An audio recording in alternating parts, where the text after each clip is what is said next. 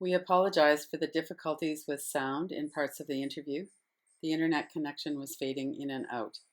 We have placed captions on some of those areas. So let me welcome you to the Kiloby Center Online Summit, Radical Recovery Summit.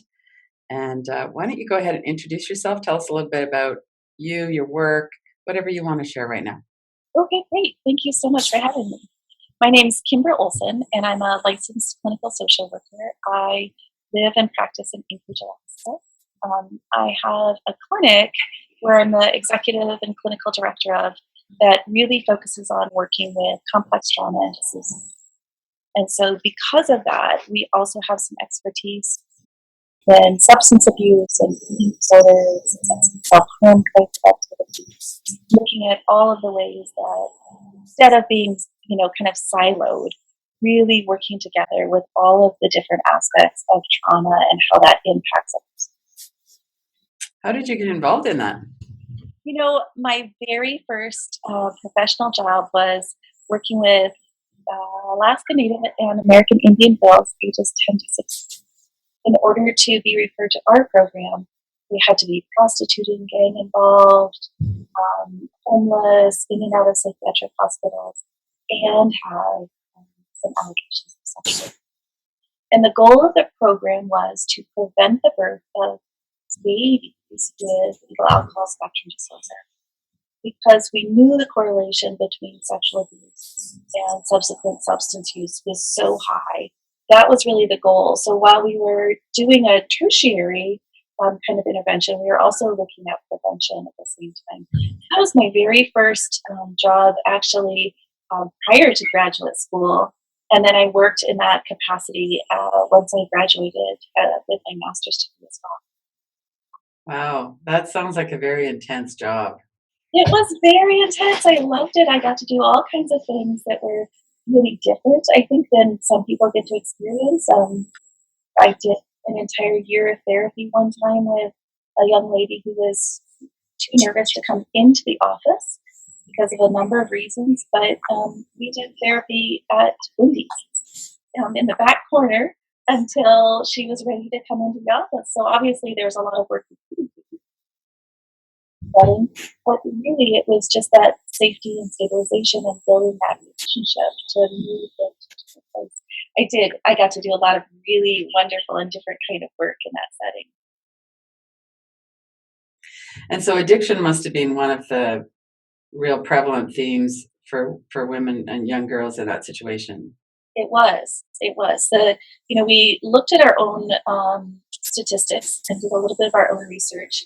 And what we found was that in the majority of cases, the girls who came into our program, we asked them at what age did they start to be sexually abused, and then at what age, if at all, did they use any substances.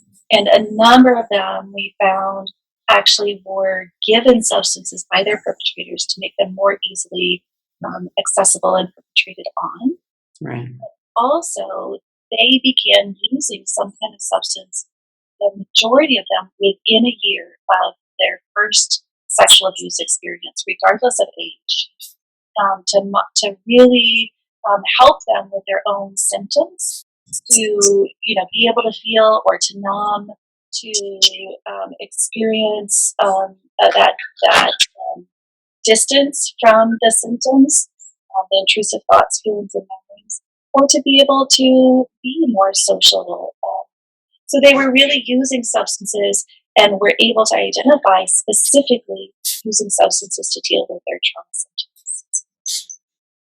It's a strategy that we use when we need it, right? Yes, absolutely. Absolutely, yeah. And it works. And yes. Different substances, of course, work for different symptoms. Some substances work really well for those hypervigilant kinds of symptoms, the rage, the panic attacks, the flashbacks. And some substances work better for those numbing kinds of hypo symptoms, the symptoms of numbing or depression. And so people will use different substances for different kinds of trauma-related symptoms. Most substances then also make the PTSD symptoms worse. And so Right. it's a cyclical kind of experience. Yeah, and it's also I find that a lot of times we'll shame ourselves for the strategies that we used, whether it was drugs or whether it was anger or being a perfect kid or whatever it is, that we often shame ourselves for that too.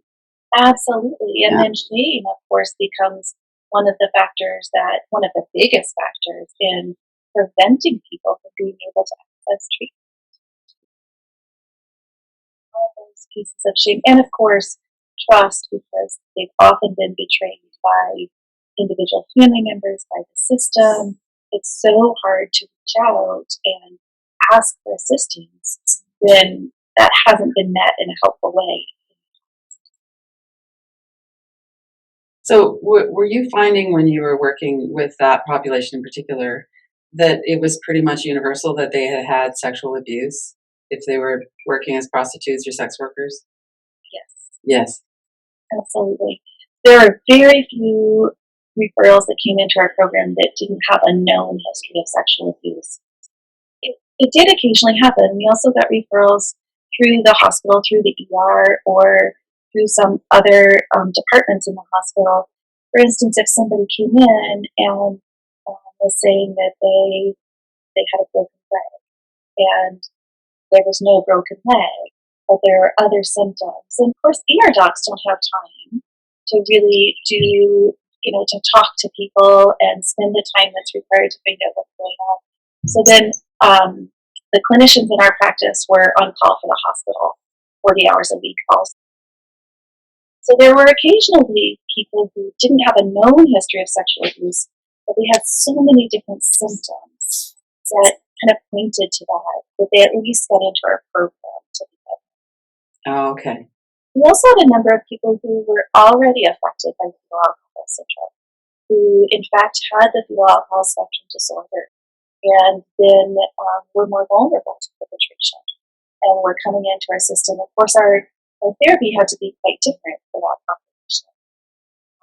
And so I learned to do all kinds of nonverbal therapies. And that really helped me as I began to learn about therapy that was much more effective for complex traumatic dissociation. It really pointed me into the direction of art therapies and other nonverbal therapies like sensory motor psychotherapy and internal systems therapy and ego state therapy and all those different kinds of ways of interacting with people that are not kind of just the traditional talk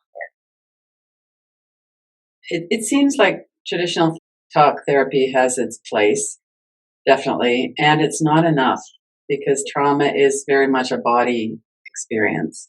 That's right. It's a body experience and it's a sensory based experience. We all have our particular modes of things we like and things we don't like that are sensory particular. So, for instance, I am particular to smells. And one of the things that we found with trauma is that a person who is perpetrating trauma, if it's an individual kind of interpersonal trauma, they'll use the sense or senses that are provide them with the greatest sense of satisfaction. So, for instance, if they are really predominantly verbal, they may say things to the victim that enhance their level of satisfaction with the perpetration. And if the victim's mode of sensory based experience is the same as the perpetrator's, the trauma is actually quadrupled. That makes sense. Doesn't it? Yeah, and so we've learned that trauma is a sensory based experience. We cannot do trauma therapy without sensory based. So, how would you work? Can you give an example of how you would work with that with somebody? Yeah, sure. So I have most of my clients create what I call a comfort box. And in that comfort box, I ask them to write down, to make lists, first of all, to start with what do I like to smell, to see, to hear, to taste, to feel. And then whatever are items on that list that can actually go physically into the comfort box, I'll have them put those in.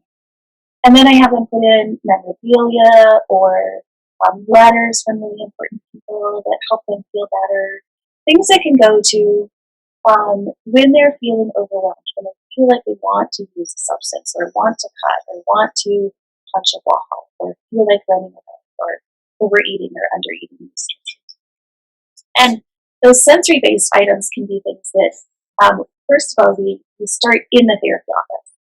Mm-hmm. So we'll look, like I have essential oils in my office, and so we'll find maybe an essential oil that helps the person with grounding, and then use that in the office, and then I'll give a little sample for them to take home and put in their comfort box. And so we try and find at least one thing for each of the senses that they can carry with them to make a sort of emergency sensory-based kit that goes with them as you start to have a panic attack or a flashback or an experience of wanting to use. Then those are things that they can turn to help ground themselves and calm themselves. Yeah, what a great idea. It's a very physical way to help with that downregulation It is of the nervous system. awesome.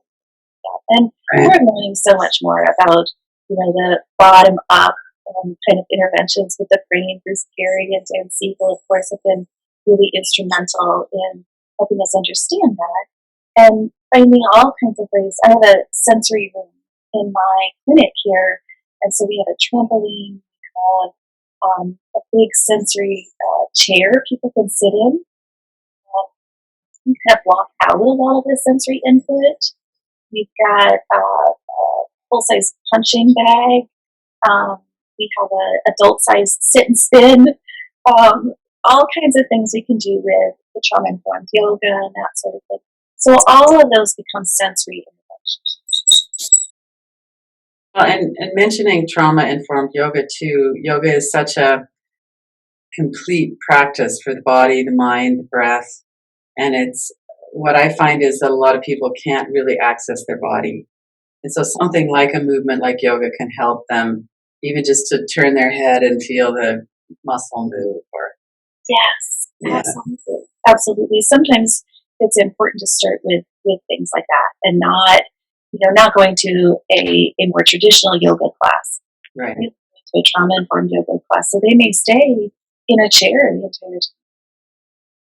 And the whole class may start out that way, and they may move to a mat or not.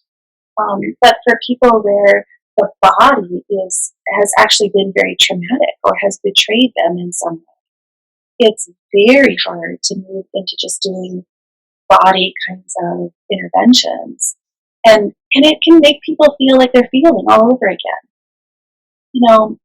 We found that therapists used to think that we needed to help people relax. Well, that's great, but if relaxing makes you feel like you're unsafe, like you may be traumatized again, if somebody may take advantage of it doesn't feel safe to relax, and then people feel like, oh, I can't do it, and therapist thinks that this is what's going to help me, and I can't do that, and it just feels like a feeling you're always.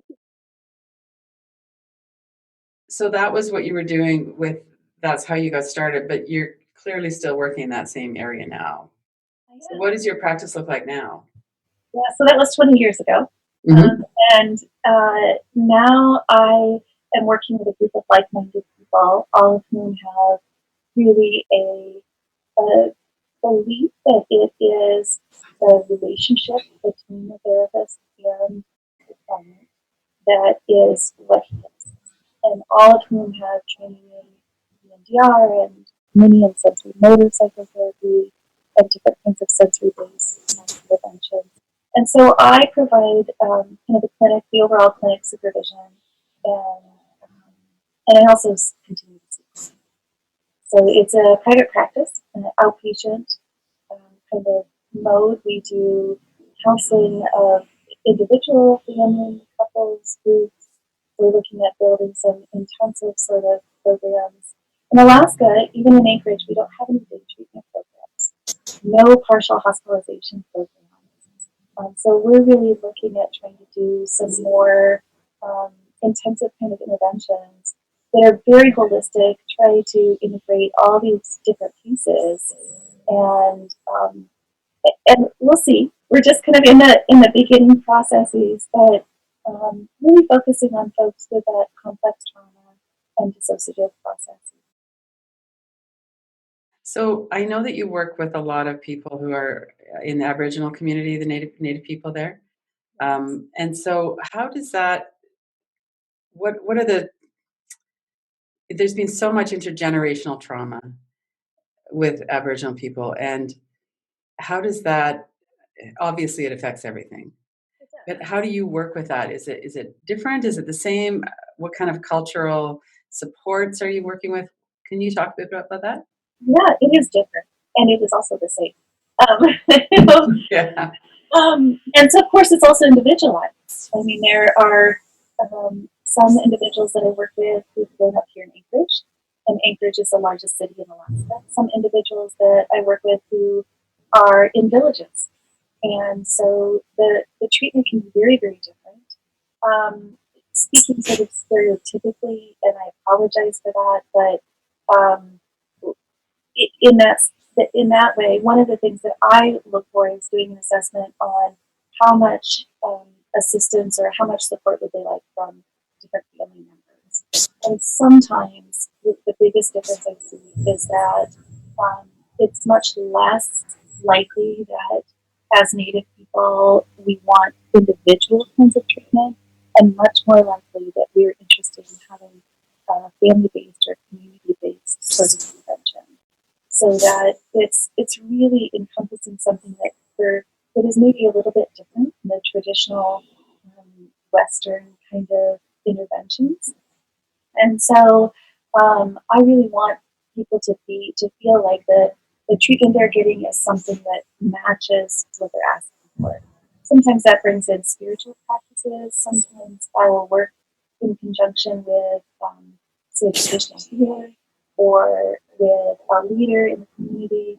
If I'm going into a First Nations or an Alaska Native or into Indian country, um, I want to ask permission first from the tribal government and from the chief or the leaders in that community to even be there.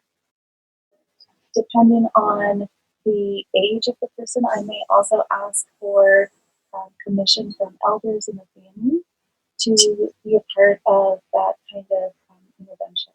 And then I was asking what kinds of things do they want to incorporate?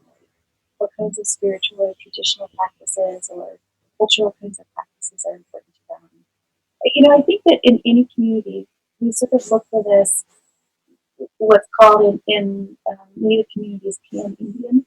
So we think, well, so let's create dream catchers, or if you're sent to a dance group, maybe that will be enough. But it's not, because that's not what culture is. And one of the things that I have learned and that I try to incorporate in any kind of treatment that I do is that I really believe that cultural and sensory based interventions or bottom up kinds of brain interventions are so interconnected that they can't be disconnected. If you think about culture and you think about your own family situation, those things that are culture are also related to attachment. So, I have a story of when I was growing up. My mom always made fish head stew. I did not grow up in a traditional Native community, and this was very, um, my friends thought it was weird. They would come into the house, they thought it smelled funny. It was very embarrassing for me. I didn't even want to eat the fish head stew because there'd be eyeballs swimming around in this soup. But when I went to college and I called my mom, and I was just distraught and homesick, and I said, I really want you to send me some fish head stew. Because not only is there a certain taste, but there's a certain smell. There's a certain experience of what was happening in the kitchen when my mom was cooking this fish head stew. All kinds of cultural pieces that go along with how was the fish harvested, who was there when the fish was harvested, who helped cut that fish. And so all of those cultural pieces also have sensory based kinds of experiences attached to them. And when we think about things like adoption or children going into foster families, all of those different pieces are so impactful and can both increase trauma experienced by the person but also can be a part of the treatment and a part of healing. And so I think for me, that's one of the biggest pieces of whatever the culture is, looking at what are those sensory based and what are those attachment based experiences, and how can we make that meaningful and not just lip service. How can it be truly meaningful? Sometimes in adoption and foster placements, when I'm asked to do assessments of the impact of culture versus attachment, one of the things I will say is you really can't separate those two. Right. It's so important to look at those two together, as well as the individual situation the person's in. But for instance, going to language class is not culture because there's so much more depth to learning a language. It's who's teaching, and who else is in the room, and what are you eating or smelling or drinking while you're learning the language. It's so much more comprehensive than going to a language class and thinking that they're guiding somebody with a cultural experience. The language is important and it's related to culture, but it's not the whole thing. Yeah. One of my nieces is from around Inuvik in the Northwest Territories in Canada. She's Gwich'in. And she makes a big effort with her daughter as well as for herself to remain connected. And she goes up to her auntie's fish camp on the Mackenzie River and, just immerses in that because you don't get it otherwise. You don't. Yeah. So when you're working with addiction in a village, what would be some of the like if you go in with a certain person, there's like an identified person you're working with. And then what kind of work would the family do, the community do? Would everybody be working on it, or how does that look in order to address addiction? Bring in different villages and with different families and different individuals. But again, I think that the main difference is when I'm looking through a cultural lens, I might be looking more at a community intervention. And so because there is independent sovereignty in many Native communities, they may have a tribal government that is able to intervene in ways that is actually much more, I guess you could say, intrusive, but also effective in ways that really look at holding an individual accountable, but also support them. So it can be much less punitive based and much more community based in terms of what does this individual have to offer to our community and how can our community support them. So, for instance, I've been involved in looking at relapse prevention for an individual in which the entire traditional council was involved in looking at that relapse prevention plan and identifying people who would be support persons in different ways for this individual, different people who are willing to report back, for instance, to, in this case, a probation officer. But also people who are willing to take on different kinds of support roles, and people who are willing to step in when they saw the cycle begin and knew where to intervene, because that meant that this individual might be more likely to use their substance. So that's the exact opposite of the shaming, shunning, isolation cycle. Yes, absolutely.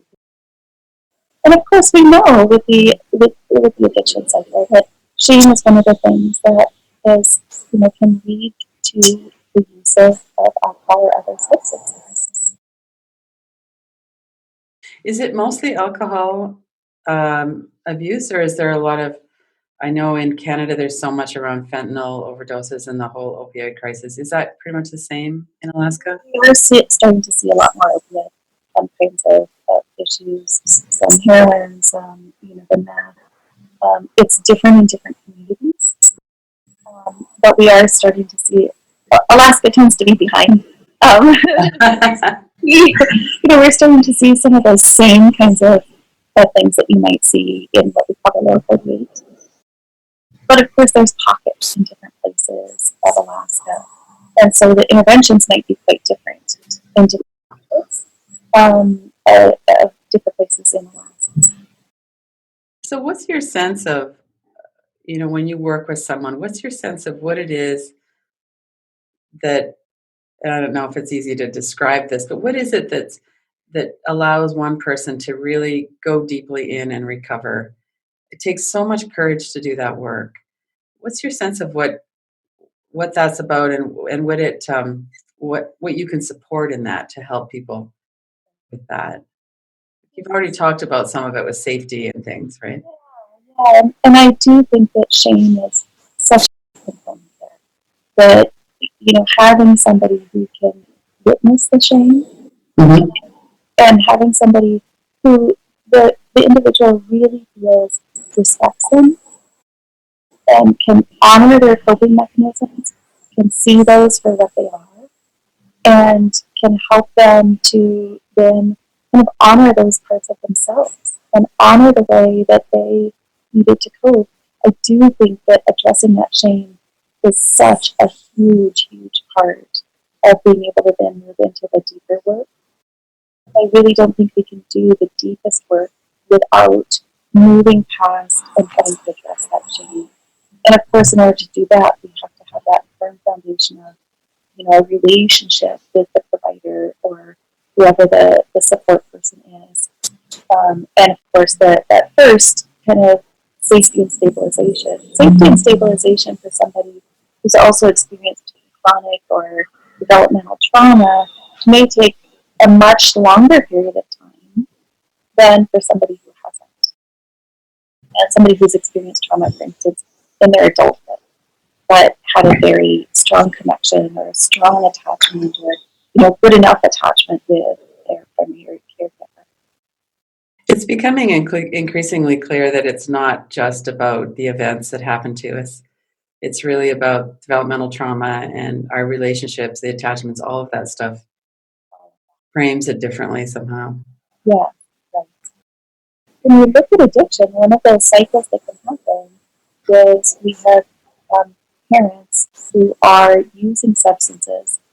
Because they're using substances, they're not able to do that healthy attachment with their child.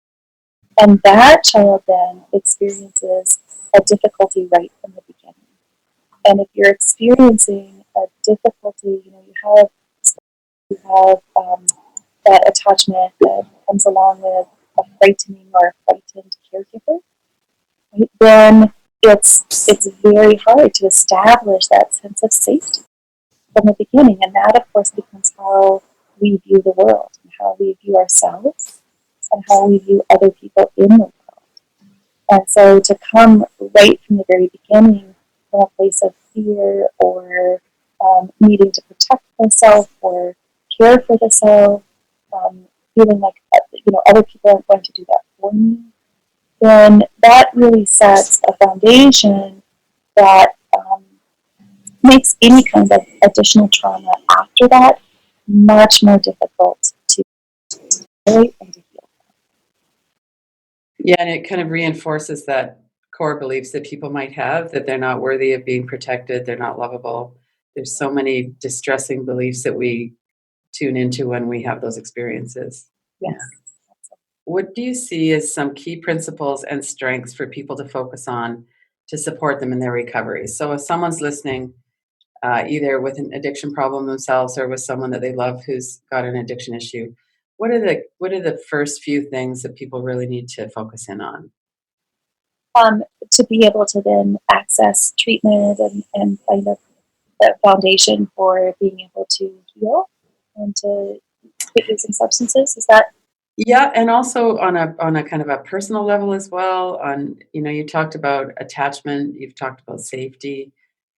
So, just from your experience, obviously, it's really wonderful if people can access some treatment, and so that would be a priority. What comes to mind when you think about that? Whatever you comes to mind is fine.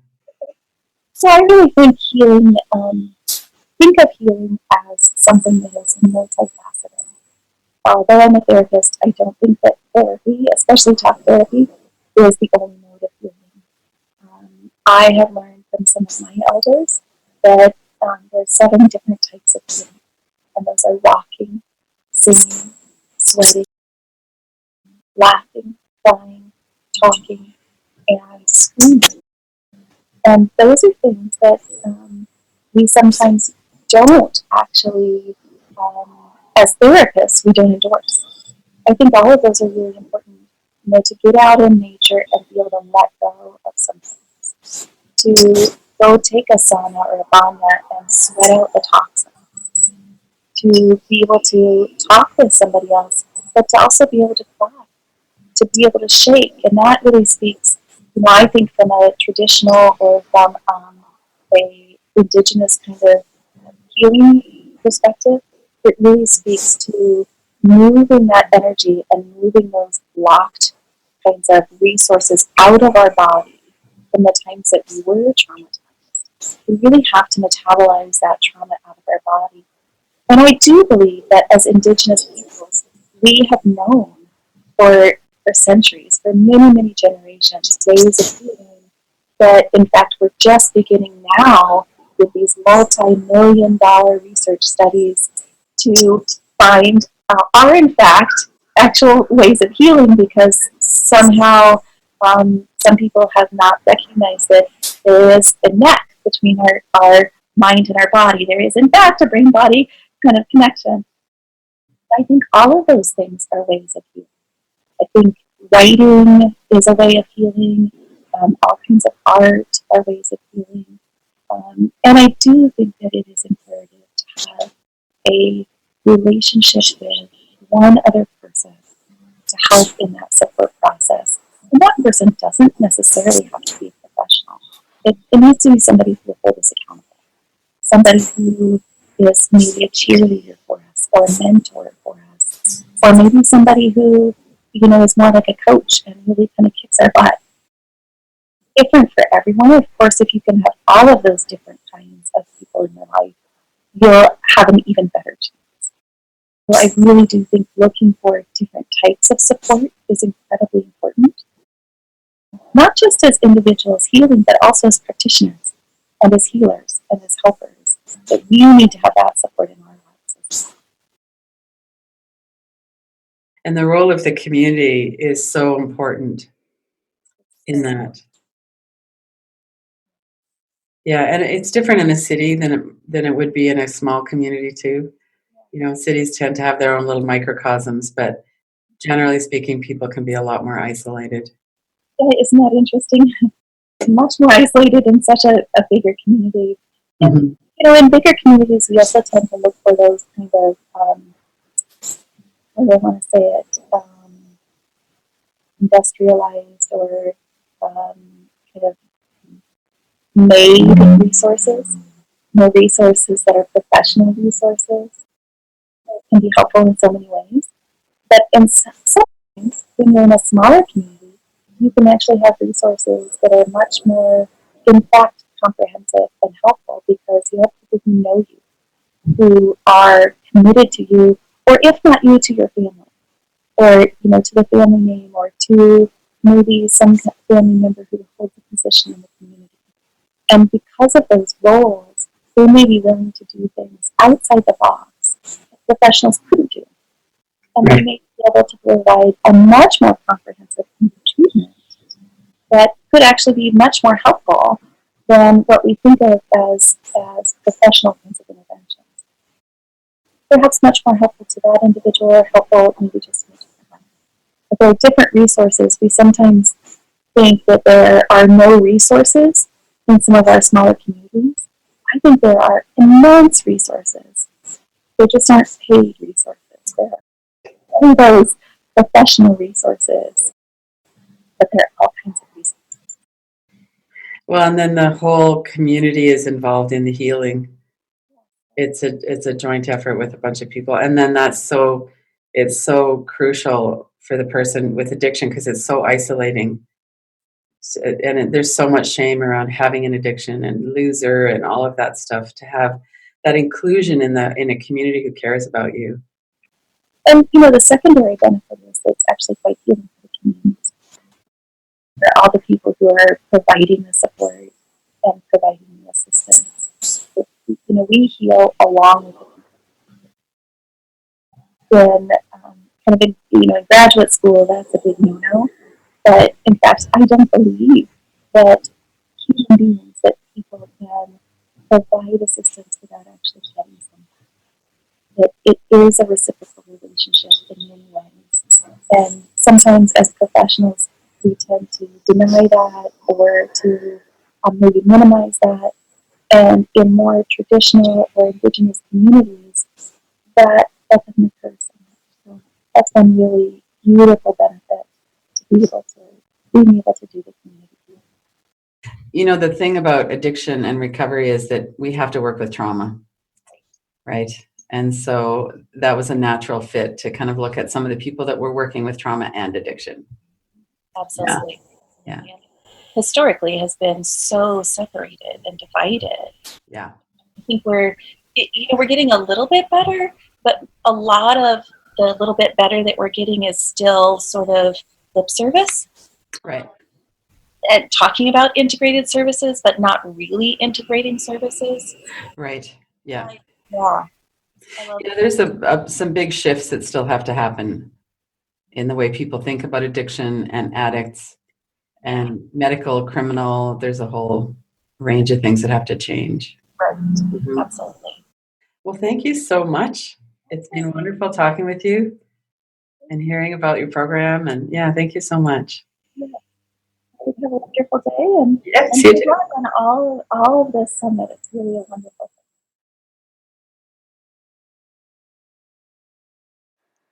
Go to kilobicenter.com, Radical Recovery Summit, to see the full schedule of speakers and to register to watch these free online September 23rd and 24th in the Radical Recovery Summit 2017.